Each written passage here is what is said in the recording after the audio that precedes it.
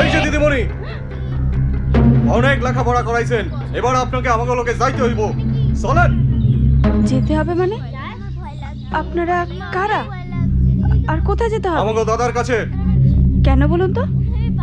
দাদা আপনার লোকে একটা মিটিং করতে চায়, তাড়াতাড়ি চলেন। চলেন কইতাছি। আমি কোনো মিটিংয়ে যেতে চাই না। আপনাদের দাদাকে গিয়ে বলুন তা যা কথা বলার এখানে এসে বলে যেতে।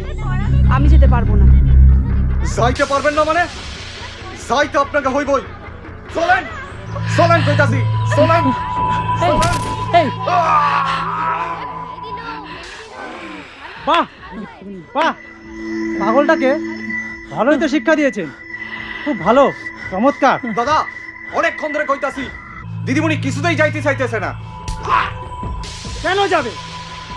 উনি তো দিদিমণি, সম্মান বলে কিছু তো আছে। যখন তখন কেউ এসে ডাকবে আর হুশ করে চলে যাবে না। দিদিমণি, আপনি না গিয়ে খুব ভালোই করেছেন। একটা ছোট ভালো কাজ করতে হবে যে। ভালো কাজ